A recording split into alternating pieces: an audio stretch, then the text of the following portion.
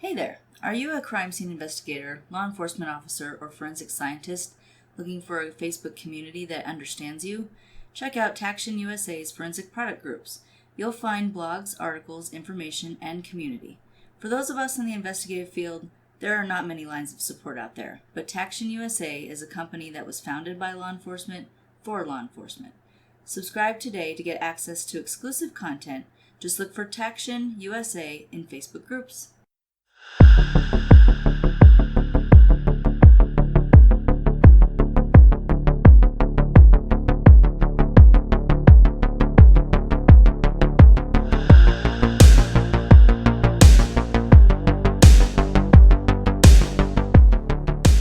Hello everybody, and welcome back, or for the first time, to Crossing the Tape. For those who don't know, I'm Brendan.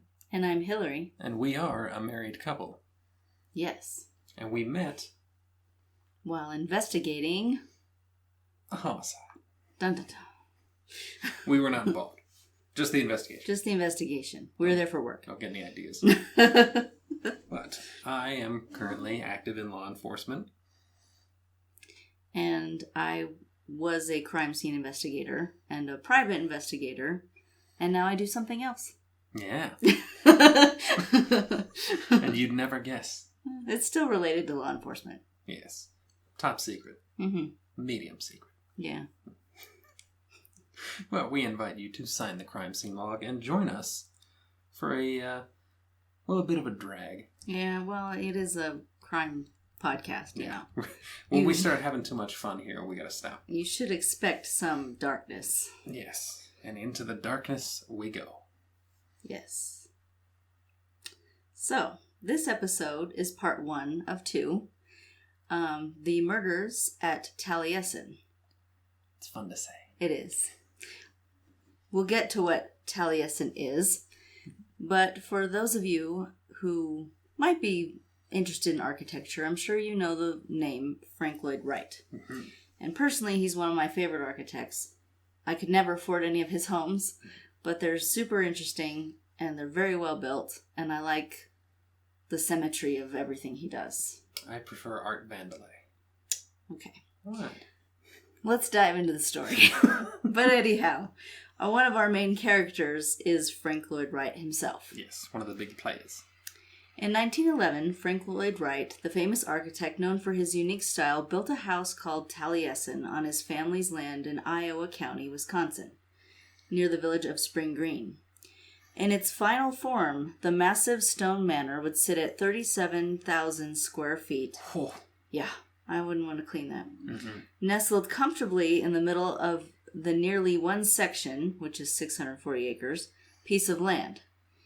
As he was one to do, Wright decided to name his latest triumph. He chose the name of a fabled bard of British legend, Taliesin. He didn't build the lavish estate simply for himself, though. The architect had a particular use in mind. Taliesin would serve as the home for he and his mistress. I know. Hence the reason many would refer to it as Wright's love cottage. Unfortunately, in 1914, Taliesin became the site of destruction and despair, rather than a haven of forbidden love. This is the story of love, art, architecture, and blood. A lot of blood. Yeah. Too much. Everyone probably knows at least a little bit about Frank Lloyd Wright, like I mentioned before. So let's discuss the woman for whom he built Taliesin. Mama, Martha Borthwick. She was born June 19th, 1869, in Iowa, and later earned both a bachelor's and a master's degree. She was first a teacher and later became a translator. Martha married an electrical engineer by the name of Edwin Cheney in 1899. So right there, these people are up and coming. Yes. I mean, yeah, she's highly educated, got a good career. She married an engineer. Successful man. Yeah.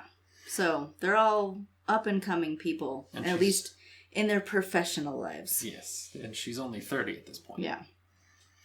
The couple had 2 children of their own, plus they adopted their niece after her mother had died in childbirth. Sometime after her marriage, Borthwick met Wright at a social club.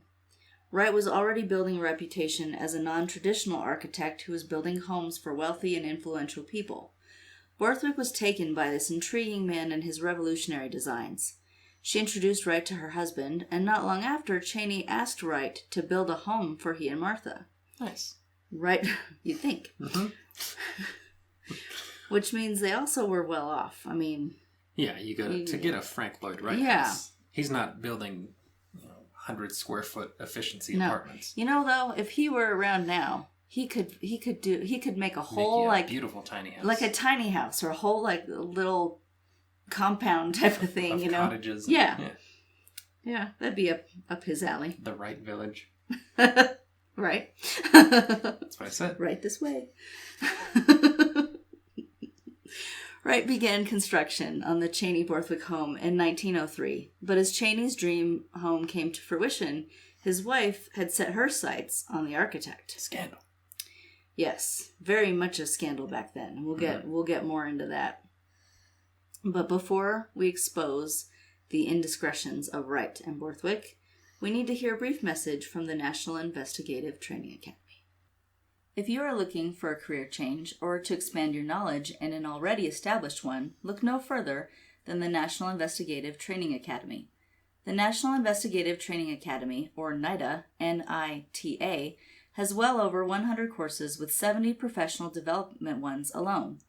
NITA is constantly adding to their course catalog, and courses are focused on private investigation and security fields. Whether you would like to become a private investigator or you need continuing education for your investigative or security career, the National Investigative Training Academy is for you. All courses offered are 100% online and do at your own pace. Once completed, you will receive a certificate in that course. Sign up today at investigativeacademy.com. Make sure when you sign up for your courses, you mention we sent you there. We encourage you to get the best investigative and security training possible today. When you sign up, mention our brand ambassador code, BA2367. That's BA2367, and you can find those courses at investigativeacademy.com. Look for links in our show notes as well. In 1909, Borthwick and Wright, who was also married at the time with children of his own, decided they could no longer resist each other and needed to be together. They left their spouses and traveled to Europe together. They lived there for a time, allowing their forbidden love to flourish. In the early 20th century, such an affair was extremely taboo, and journalists at the time cherished the opportunity to write about the scandal. As stories were written about Borthwick abandoning her children and Wright's wife vowing to never let Martha bear the last name Wright, the couple traveled from England to Germany and later Italy. Wright continued his architectural work across Europe, and Borthwick began translating writings of a Swedish author. In 1910, Wright decided it was time to move back to the U.S. However, Borthwick stayed in Europe a little longer just so she could obtain a divorce via abandonment, which I think is ultra crappy. Yeah. The whole thing's already crappy. You know, they're adults doing what they want to do. Right. They shouldn't have walked out on their spouses that way. They should have ended the marriages properly. Right. But, come on, abandonment. Abandonment. I moved to another country, thus my spouse has abandoned me.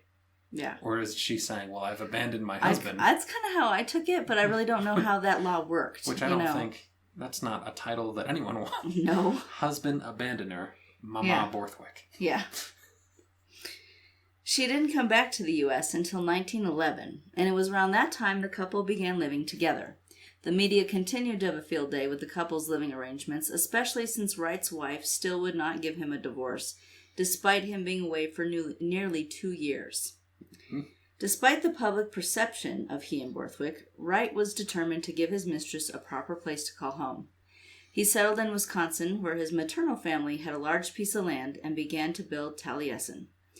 The media called a love cottage and deemed it as a place of sin.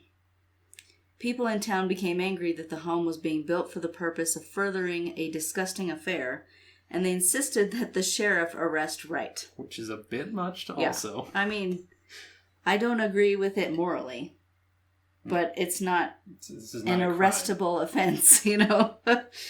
This is immoral, but it's not criminal.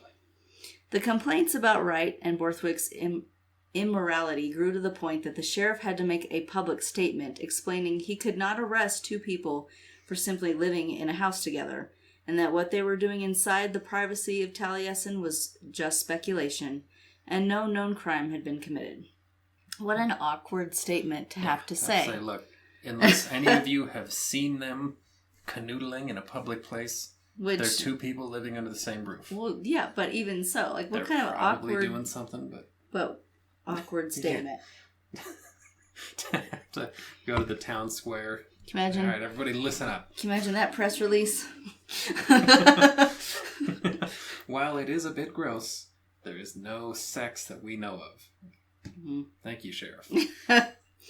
So the bad vibes around Taliesin didn't cease with the sheriff's statement. Wright and Borthwick were still persona non grata around town, but they were able to enjoy each other's company for the next 3 years along with Borthwick's children and a staff of servants and workers to manage the sizable estate. However, much like the bard Taliesin foretold the death of the king at the hands of a beast, the negativity surrounding Taliesin's construction was a precursor to the tragedy that would take place there. In 1914, a fire partially consumed the main house, and 7 people were dead. However, it was not the fire that killed them. Taliesin became the site of the worst mass killing in Wisconsin until a 2005 mass shooting at a church. But you'll have to join us next time to hear how Wright's greatest accomplishment led to the death of Mama Borthwick. I hate fires. Yeah. They're scary and they're loud. Well, sometimes they're very unpredictable. Yeah. But the good news is nobody died in the fire. Yeah, the fire was not the cause of death. No. But we will get there. Mm-hmm. And we hope you'll join us again for part 2 of the murders at Taliesin. Sign the crime scene log on your way out. Thank you for listening. And so long. Stay safe.